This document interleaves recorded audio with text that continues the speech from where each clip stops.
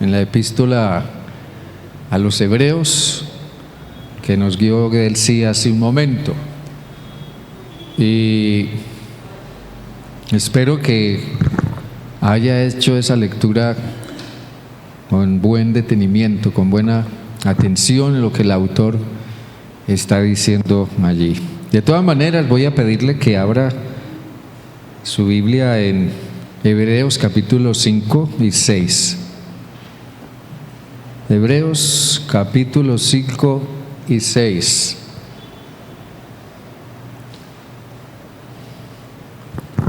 Ya hemos leído todo el pasaje hasta el versículo 3 del capítulo 6. Pero especialmente vamos a ubicarnos en el versículo 1 del capítulo 6. Allí dice el autor, por tanto, dejando ya los rudimentos de la doctrina de Cristo. ¿Vamos a dónde? ¿A dónde? ¿Entendí a alguien que San Andrés? No. No. Vamos adelante. A la perfección. ¿Sí o no? Vamos adelante a la perfección, no echando otra vez el fundamento del arrepentimiento, de obras muertas o de la fe en Dios.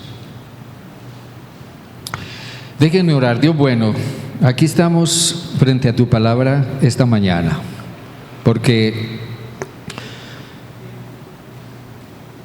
no creo, Señor, que tu palabra venga en vano a nosotros. Allí está tu palabra, Señor, desde Génesis hasta Apocalipsis, que donde quiera que sea que leamos, algo nos habla, nos dice, nos interpela, nos enseña. Y aquí nosotros encontramos esta mañana, Dios, en este pasaje un llamado. Ayúdanos a reflexionar acerca de ese llamado. Y es un llamado que, Señor, sentimos que ha sido persistente siempre para tu iglesia. Y hoy no es la excepción. Háblanos, Padre, por tu Santo Espíritu. Que tu obra que tu palabra haga en nosotros, obre en nosotros lo que tú quieres. Y que no vuelva a ti vacía, pero danos corazones, Señor Dios, abiertos a tu palabra. En el nombre de Jesús. Amén y amén. Si usted siguió la lectura de este pasaje que tuvimos al comienzo con detenimiento, usted encontrará, déjenme hacer aquí una especie de sumario de lo que leímos.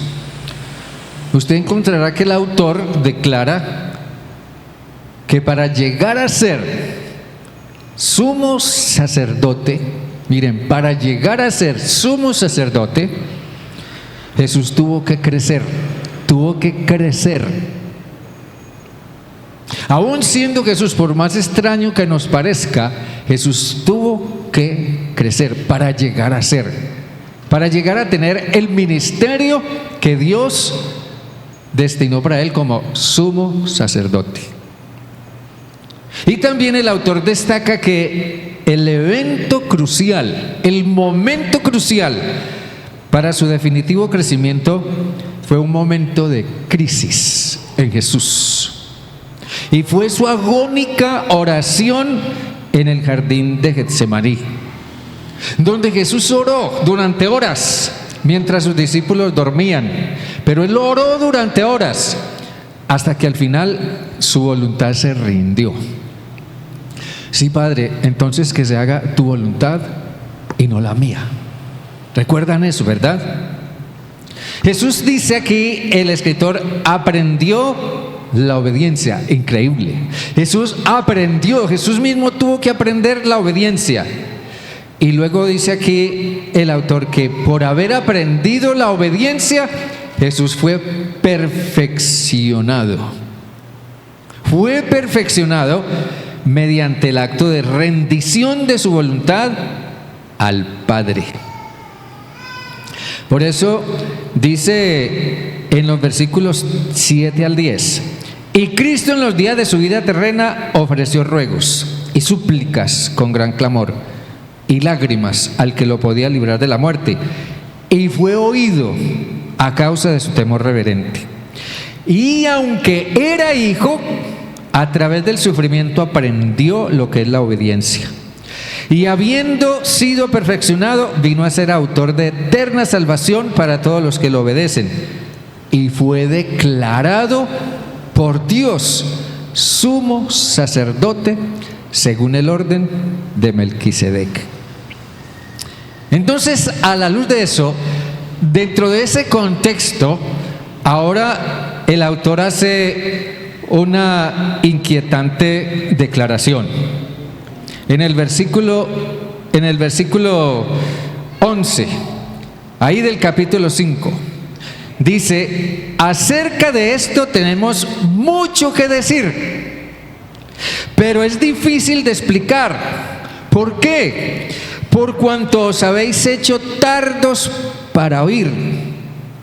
Dice luego: debiendo ser ya maestros después de tanto tiempo, para el momento en que el escritor envía esta epístola a una congregación cuyo nombre hoy no sabemos cuál era, pero se lo envió a una congregación cristiana.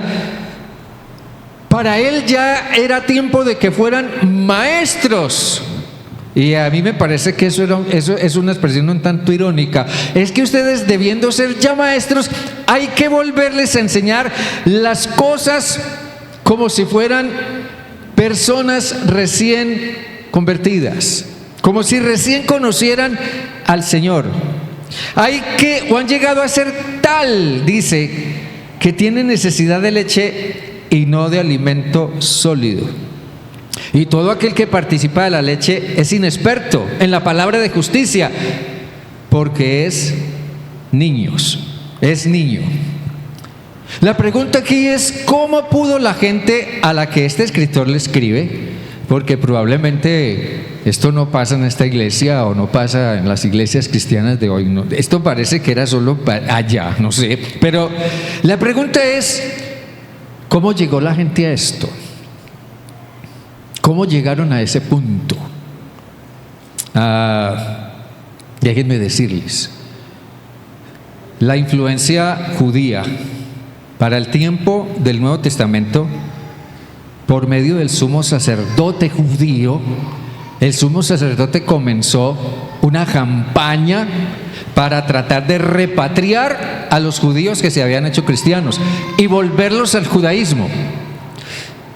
Y fue tanta la influencia por medio de ese sumo sacerdote que muchos creyentes cristianos quedaron a medio camino entre el judaísmo y el cristianismo. Bueno, o judíos o cristianos. No se puede ser cristiano porque es muy complicado. Y ser judío, no, yo no quiero volver al judaísmo. Y se quedaron a medio camino. Por tanto, el escritor llega a la conclusión de que, en vista de que esos creyentes se quedaron a medio camino, debían volver a ser discipulados. Y es lo que pasa cuando nosotros también nos quedamos a medio camino. Entonces el autor nos hace pensar en una pregunta. Miren bien, nos hace pensar en una pregunta. Y quizás él se hacía esa pregunta también, en vista de lo que él observaba en la iglesia. ¿Hasta dónde la gente está realmente avanzando en una experiencia auténtica de crecimiento espiritual en las iglesias? ¿Hasta dónde realmente estamos avanzando? Si yo entiendo bien, el versículo 1 del capítulo 6 nos dice que hay que avanzar, hay que ir adelante. es avanzar. Y avanzar implica dejar cosas atrás, definitivamente dejar cosas atrás. Dejemos los rudimentos de la doctrina de Cristo y vamos adelante a la perfección. Eso es avanzar. Pero ¿qué tanto la gente en nuestras iglesias está avanzando? ¿Qué tanto? Me he hecho la pregunta junto con el autor de esta epístola esta semana. Me he hecho sinceramente esa pregunta. ¿Qué tanto la gente de esta primera iglesia bautista de Bucaramanga está avanzando en su crecimiento espiritual? Hace años, hace tiempo, yo recuerdo que vi en alguna parte, una revista, un libro, no recuerdo, yo vi una caricatura que alguien hizo de un militar muy famoso en la historia. Un militar muy famoso en la historia, que en esa caricatura el militar era un general del ejército y estaba subido en su caballo, blandiendo su espada en alto, y parecía muy majestuoso, como corresponde a un general del ejército, ¿verdad? Blandía su espada en alto, montado en su caballo. El único problema era que estaba sentado al revés. El caballo tenía la cabeza hacia adelante como era natural, pero él estaba sentado de espaldas a la cabeza del caballo, mirando hacia atrás, mientras blandía su espada. Debajo del dibujo había una nota que decía: no se sabe si este general ganó o perdió, o si estaba enfrentando la batalla o estaba huyendo. Y a veces yo pensaba, a veces nosotros parece que no estamos seguros si estamos ganando o estamos perdiendo. No estamos seguros si estamos enfrentando la batalla o estamos huyendo. Si nosotros no estamos avanzando, si no estamos creciendo, es porque estamos montando el caballo al revés. Si nosotros no crecemos, si mi vida espiritual no crece, si yo personalmente no crezco y no puedo estar seguro de que estoy creciendo, o no estoy ocupado en que mi vida espiritual crezca, si no crecemos, nos haremos a una idea falsa de lo que realmente somos. No estaremos yendo a ninguna parte y seremos vulnerables a que nos arrastre la corriente. Así que, a la luz de esto, reflexionemos en lo que nos dice este autor de la epístola a los hebreos en esta parte. Porque la primera cosa en la que él nos hace pensar es en la pregunta: ¿qué es entonces una experiencia real de crecimiento? ¿Qué es una experiencia real de crecimiento? Y es en lo que primeramente quiero que pensemos en esta mañana. Vuelvo y leo el versículo 1 del capítulo 6, porque aquí el autor está hablando de lo que es realmente una experiencia de crecimiento. Él dice: por tanto, dejando los rudimentos de la doctrina de Cristo, vamos adelante a la perfección. Vamos adelante a la perfección. Y aquí la palabra perfección significa crecimiento, significa madurez espiritual. Entonces, ¿qué es una experiencia real de crecimiento a la luz de lo que el autor dice aquí? La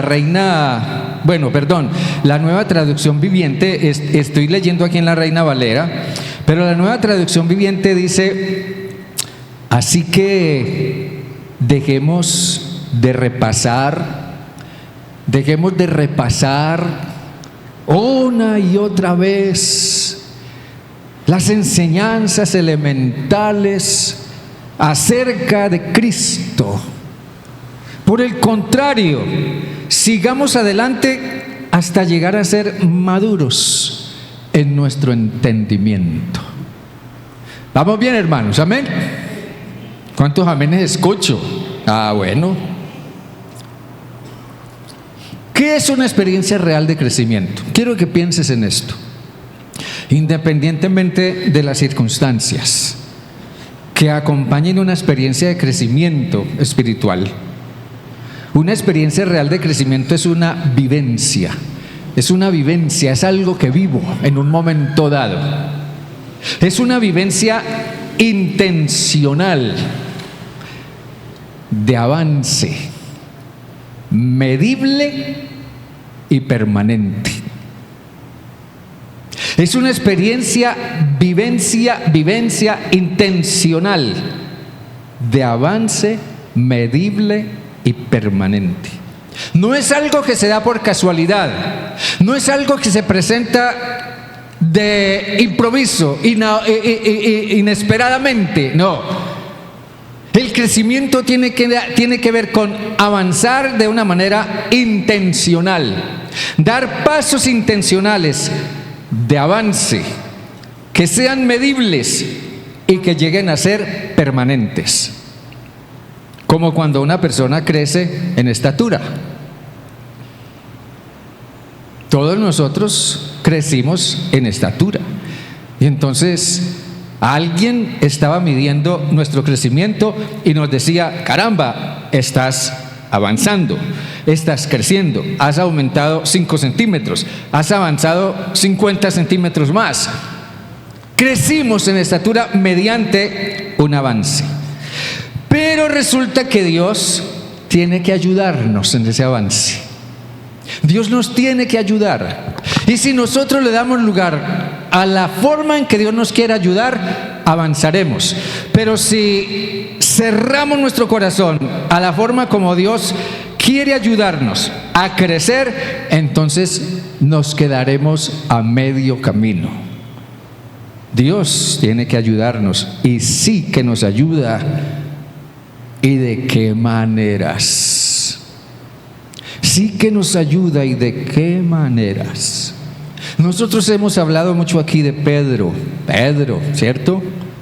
Y esta mañana quiero citar de nuevo la experiencia de Pedro, cuando un día él vio a Jesús caminando sobre el agua. Eso fue algo sobrenatural. Ver a Jesús caminar sobre el agua en medio de un mar turbulento, pero ahí venía Jesús caminando sobre el agua como si nada. Y Pedro dijo: yo quiero hacer lo mismo. Parece que Pedro siempre en alguna manera quería hacer lo mismo que hacía Jesús. Yo quiero hacer lo mismo. Señor, déjame ir a ti caminando sobre el agua. Y Jesús le dijo: bueno, ven. Y Jesús se bajó de la barca y caminó sobre el agua. Dio un paso, 2 pasos, 3 pasos, no sé cuántos pasos dio. El hecho es que Mateo en su narración nos dice que en un momento dado Pedro miró a su alrededor, como que reaccionó y dijo: caramba, ¿yo qué es lo que estoy haciendo? ¿Qué es lo que está pasando aquí? Y cuando miró hacia los lados, él vio la oscuridad y las olas y la tempestad y el viento. Entonces dice Mateo, Pedro tuvo miedo. Miren esto: Jesús puso a Pedro en medio de las turbulentas aguas del mar para ayudarlo a crecer. Pero Pedro comenzó a hundirse porque tuvo miedo. Y el miedo parece haber sido algo inherente a la personalidad de Pedro. Tal vez en eso nos parecemos muchos de nosotros a él. Pedro era miedoso por naturaleza. Y por eso Pedro, porque era un hombre lleno de miedo, por eso era violento. Porque era un hombre lleno de miedo, negó a Jesús y no quiso reconocerlo. Porque era un hombre lleno de miedo, actuó hipócritamente, dando una apariencia de lo que no era. Pero porque era un hombre lleno de miedo, Pedro fue arrogante. Pedro fue arrogante. Señor, yo quiero hacer lo mismo que tú estás haciendo. Déjame ir caminando sobre el agua sobre ti. Pedro fue arrogante. Pero saben, Dios le dio a Pedro la oportunidad de que su propia arrogancia le hiciera ver la verdadera necesidad que él tenía. Pedro creció en esa experiencia desde el momento en que clamó un hundiéndose en el agua: Señor, sálvame, porque perezco. Señor, sálvame. Y es en ese momento en que Jesús extiende su brazo, lo agarra y lo saca del agua. Pero más que eso, es en ese momento en que la arrogancia de Pedro comienza a quebrantarse. Mucho tiempo después nos encontramos de nuevo con Pedro. Ya Jesús fue crucificado, después de su muerte resucitó otra vez y anda por ahí apareciéndosele a sus discípulos como el Cristo resucitado. Juan nos dice que ya al final de su tiempo en la tierra, un día Jesús se presentó delante de sus discípulos, que estaban por allá en una barca muy adentro en el mar y no habían pescado nada durante la noche. Y alguien dijo, mirando hacia la playa: allá hay alguien. Y otro dijo, ya mirando más de cerca: ese es el Señor. Y cuando Pedro escuchó que era Jesús, se puso su ropa y se lanzó al agua y nadó y nadó y nadó hacia Jesús. En ese momento, después de un diálogo de Jesús con sus discípulos que llegaron a la orilla de la barca, a la playa con la barca, Jesús confrontó a Pedro. Y lo confrontó, entiéndame bien esto, escúcheme esto bien. Jesús confrontó a Pedro con una realidad dentro de su ser. Una de esas realidades que nosotros todavía no conocemos de nosotros mismos o que no queremos admitir. Entonces, dado que Pedro vino a Jesús, buscando a Jesús, con su carga de remordimiento, de culpa en su corazón, entonces Jesús se metió. Jesús se metió en una área de la vida de Pedro en la cual él no esperaría jamás que nadie se metiera. Y probablemente usted y yo haríamos lo mismo. Hay áreas de mi vida donde yo no quiero que ni siquiera Dios se meta. Pero Jesús se metió en esa área de la vida de Pedro. Ahora, debemos tener presente que este diálogo de Jesús con Pedro que aparece en Juan 21, Juan capítulo 21, ese diálogo que ahora voy a mencionar está asociado con la anterior intención de Pedro de morir con Jesús. Un día Jesús dijo: yo voy a morir, voy a ser crucificado.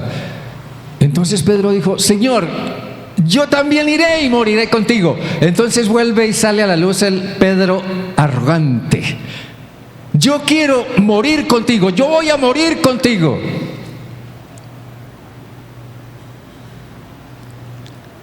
Y Juan nos da a entender que Jesús miró a Pedro sorprendido y dijo: Pedro, ¿tú vas a morir por mí?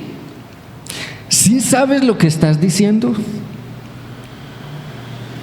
Entonces ahora, después de que Jesús confronta a Pedro con esa realidad dentro de él, Jesús le pregunta a Pedro: Pedro, ¿tú me amas más que estos? ¿Tú me amas más que los demás? ¿Tú te crees más valiente que los demás? ¿Tú te crees mejor que los demás? ¿Tú me amas más que estos? Y Pedro respondió en la versión Reina Valera: Señor, tú lo sabes todo. Tú sabes que te amo. Y eso Jesús lo hizo por 3 veces. Y siempre respondió Pedro: Señor, tú sabes que te amo. Pero resulta que en la Nueva Traducción Viviente hay una versión ligeramente diferente, pero significativa. Jesús le pregunta a Pedro: Simón, ¿me amas? Y Pedro respondió: sí, Señor, tú sabes que te quiero. Jesús preguntó en segunda ocasión: Pedro, ¿me amas? Señor, tú sabes que te quiero. Jesús preguntó en tercera ocasión: Pedro, ¿me amas? Y Pedro se entristeció, respondió con tristeza y dijo: Señor, tú lo sabes todo, tú sabes que te quiero. Y resulta que la palabra para amar que Jesús usa y con la cual él le pregunta a Pedro es una palabra que se refiere al amor sacrificial. Al amor sacrificial. Pedro, ¿estás dispuesto a dar tu vida en sacrificio por mí? Y la palabra que Pedro usó para responderle a Jesús y que es traducida como te quiero, es una palabra que se refiere a un amor de menor calidad, de menor condición que la palabra que significa sacrificio. Pedro respondió con un término solamente filial: Señor, tú sabes que te quiero. Ahora reconozco que en realidad no estoy listo, ni estoy dispuesto a morir por ti como lo había dicho. Entonces Pedro dio otro paso: reconocer que él no era lo que pensaba ser. A veces nos parece que somos tan fuertes, a veces nos parece que somos tan hábiles, tan capaces, a veces estamos convencidos de lo que pensamos ser, nos llegamos a convencer de que ese punto intermedio, ese camino o ese estar a medio camino entre el crecimiento y el estancamiento es estar bien. Llegamos a convencernos profundamente de eso, hasta que se presenta algo que nos dice que no somos eso que pensamos ser. Jesús usó estas experiencias para ayudar a Pedro a avanzar en su fe y en su crecimiento, y a que Pedro aprendiera a verse a sí mismo como realmente era. Pero Pedro al fin comenzó a comprender y avanzó cuando le dijo a Jesús: Señor, tú lo sabes todo. En realidad yo no te amo como pensaba amarte, como me imaginaba que te amaba. No, en realidad yo solamente te quiero. Pedro reconoció lo que era, pero avanzó, creció, al punto de que Jesús le dijo: bueno, Pedro, en su momento voy a darte un ministerio, pastorearás mis ovejas. Hermanos queridos, Jesús no espera que nosotros le hagamos promesas, no. Al menos nuestras promesas no siempre funcionan. Jesús lo que espera es que vengamos a Él reconociendo lo que somos, que le demos lugar para que entren esas áreas de nuestro ser y de nuestra vida que necesitan cambiar y que solo Él puede hacerlo. Yo le digo sinceramente, hermano, usted puede seguir escondiendo sus problemas, sus luchas, sus flaquezas, su falta de crecimiento espiritual, su superficialidad, lo que sea. Puede seguir escondiéndolo de los demás o hasta de Dios, o pretender presentar una imagen aquí ante todos. Usted puede seguir haciendo eso, pero sí le digo sinceramente que si usted siente que algo en su ser, dentro de usted, no está bien delante de Dios, pues tráigalo a Dios y trátelo con Dios. Al fin de cuentas, el apóstol Juan dice que si nosotros confesamos nuestros pecados, Dios es fiel y justo para perdonar nuestros pecados y limpiarnos de toda maldad. Para los escritores del Nuevo Testamento que observaban de cerca la iglesia, esto representaba un verdadero problema. Por eso este escritor le escribe de esta manera a esa congregación a la que le escribió. Por esa razón, la epístola a los Hebreos entró en el canon del Nuevo Testamento para que toda la iglesia a través de la historia la conociera. Sí, esto representaba un problema por varias razones. El siguiente aspecto que este escritor nos hace ver, más allá de la pregunta que hacíamos inicialmente, es que, por otra parte, la gente tiende a engañarse a sí misma. La gente tiende a engañarse a sí misma. Y eso es realmente lamentable. Que otros nos engañen, vaya y venga, pero que me engañe yo a mí mismo, tengo que tener una habilidad muy grande para engañarme a mí mismo.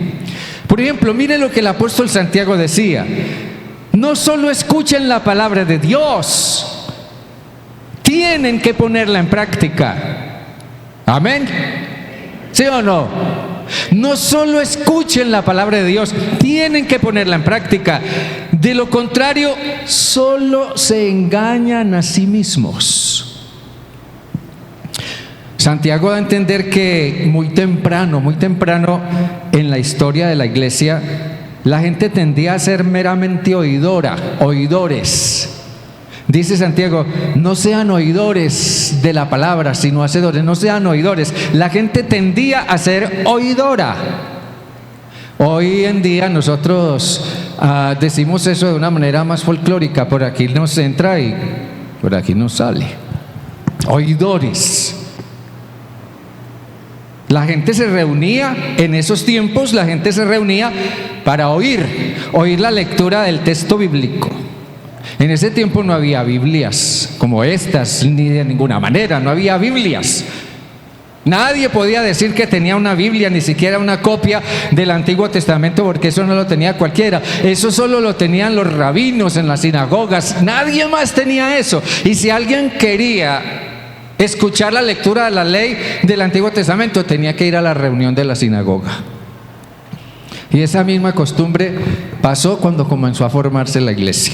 Si alguien quería escuchar la lectura de la palabra de Dios, entonces tenía que ir a una casa donde se reunía un grupo. Allá llegaba una epístola escrita por Juan, por Pablo, por Pedro, por quien fuera. Venía una epístola, entonces alguien la leía y todo el mundo escuchaba.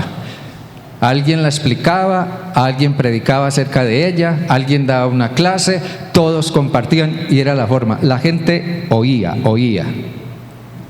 Por eso en Colosenses, Pablo dice que, refiriéndose a la epístola de los Colosenses, él dice: cuando esta epístola haya sido leída entre ustedes, hagan que la lean también los de la Odisea. Esa misma epístola debía ser enviada a otro pueblo para que la iglesia ya la leyera. La gente era oidora. Hoy en día nosotros tenemos la ventaja de que oímos y leemos, pero también estamos siendo retroalimentados con una clase aquí, otra clase allá, un sermón cada domingo, en fin, estamos siendo retroalimentados por eso. Pero Santiago observó que la gente no demostraba un marcado progreso espiritual y moral en sus vidas, a pesar de que oían la palabra, a pesar de que la oían y la oían y la oían. Por eso, en el versículo 21 dice: por lo cual, desechando toda inmundicia y abundancia de malicia, reciban mansamente la palabra implantada, denle lugar a la palabra en su corazón y tómenla seriamente, la cual puede salvar sus almas. Estos creyentes se volvieron oidores. Pero ¿saben cuál era el problema?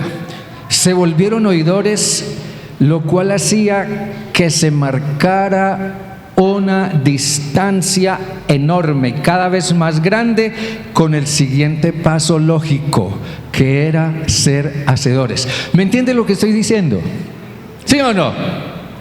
Ser oidor, solamente oidor, y cada vez que me reunía, me congregaba, oía y simplemente oía, pero no era hacedor de la palabra, entonces estaba marcando una distancia con el siguiente paso lógico. Porque el siguiente paso lógico después de oír es ser hacedor, según lo que el apóstol Santiago está diciendo. Y ese paso, inicialmente ese paso de ser oidor a ser hacedor es realmente corto. Es solamente cuestión de un paso.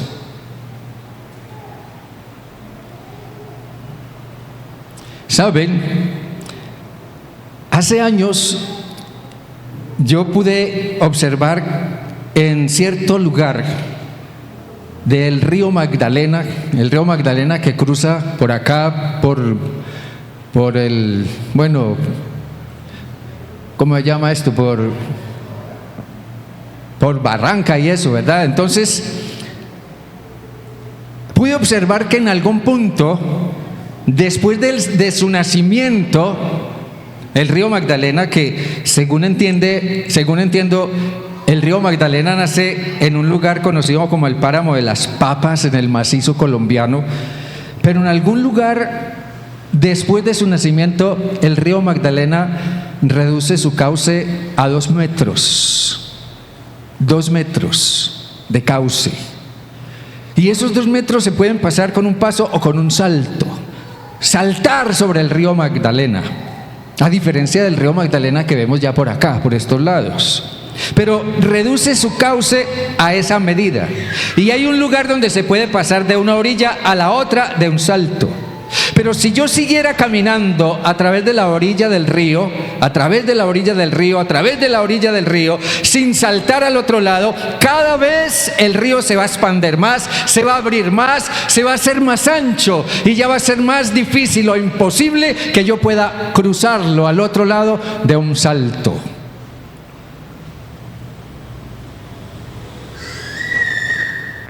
Así es fácil el paso entre oír y hacer.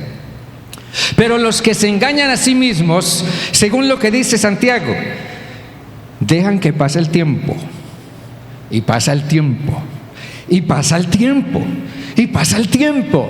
Y entonces tanto Santiago como el escritor de los Hebreos observaba a la gente y pensaban y se preguntaban, pero esta gente, ¿cuánto tiempo hace que están recibiendo palabra? Están recibiendo enseñanza y ya debieran ser maestros, ya debieran estar enseñándole a otros, pero los veo que no crecen, no avanzan y todavía hay que seguirlos tratando como si fueran niños espirituales. Pasaba el tiempo y pasaba el tiempo. Y ese paso se hacía cada vez más difícil porque la distancia se aumentaba más y más. La pregunta aquí es, ¿quién era el que perdía? No, aquí no pierde el pastor. Aquí no pierde el maestro de escuela bíblica, el maestro de la clase de jóvenes o de adolescentes. No. Aquí no pierde el maestro que te da la clase ni el pastor que te predica. Aquí el que pierde es el que se engaña a sí mismo. Déjenme decirle esto. Si estás creciendo mi hermano, mi hermana, ¿qué es lo que te hace pensar que estás creciendo? Yo te digo sinceramente, venir meramente al culto no necesariamente es crecer. Venir y participar de una clase no necesariamente es crecer. Tal vez llevas asistiendo a la iglesia años, participando, oyendo, pero la pregunta es, ¿qué tanto puedes evaluar o medir tu crecimiento? Santiago dice que ser oidores sin avance es como mirarse en un espejo y no prestarnos atención alguna a cómo estamos. Y pensar o llegar a pensar que así como estamos o como nos vemos en el espejo, así estamos bien. Pero lo peor es que existe la posibilidad, según da a entender Santiago, de que Dios nos deje solos. Porque si Jesús ve o Él no ve interés en nosotros y percibe que no lo queremos en nuestra barca, Él simplemente se bajará y se irá. Juan dice que después de que Jesús le insistió a los judíos, pero ellos se negaban a escuchar y a recibir la palabra de Jesús, dice en Juan 12:35, Jesús se fue y los dejó. Y déjenme decir una cosa más. Por tanto, entonces, tiene que haber una relación persistente para que nuestro crecimiento sea...